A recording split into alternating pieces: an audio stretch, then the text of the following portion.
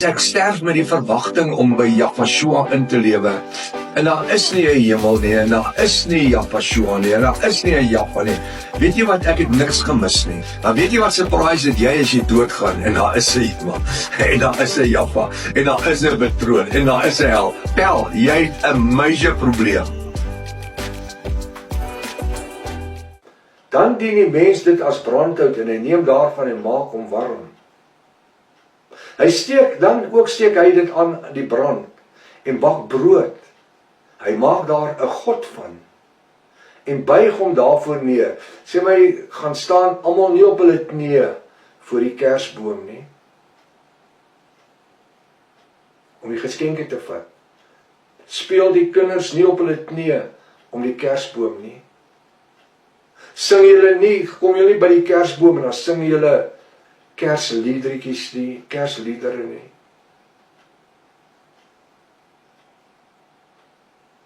Vir wie is dit? Vir Satan. Dis vir hom. Julle steek dit aan 'n bak brood, julle maak daar 'n god van en buig hom daarvoor neer. Hy maak daar geen gesneede beeld van en kniel daarvoor neer. Die helfte daarvan het hy in die vuur verbrand, die een helfte eet hy vleis. Hy maak braaivleis klaar en word verstadig. Ook maak hy hom warm en sê, ha, ek het warm geword, ek het vuur gesien. En van wat oor is, maak hy 'n god, sy gesneede beeld. Hy kniel daarvoor neer en buig hom neer en bid en sê, red my, want U is my God. Klein lettertjie G, afgod. Sê vir my net in die hele geboorte van Jesus, of in die geboorte van Yahshua, was daar ooit 'n boom betrokke by dit? Nee.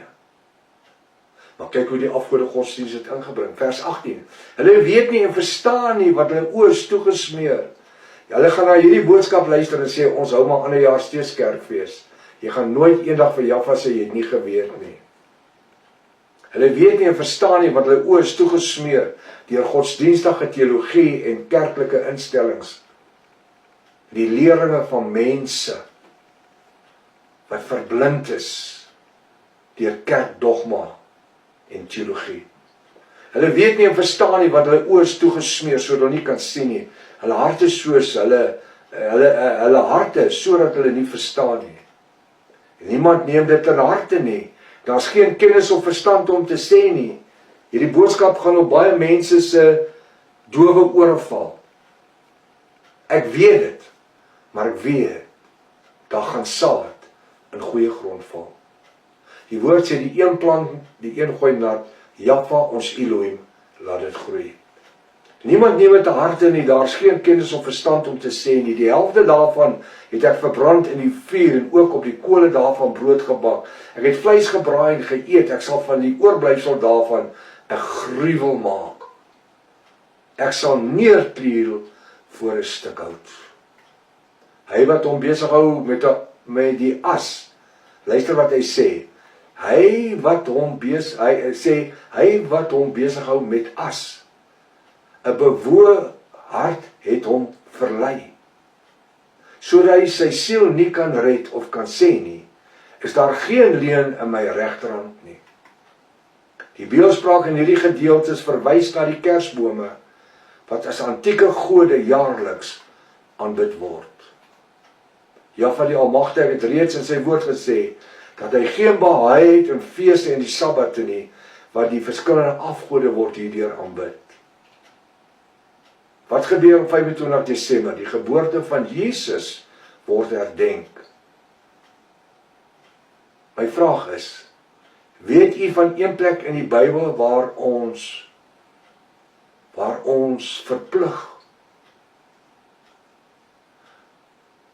om die geboorte van Jesus te herdenk?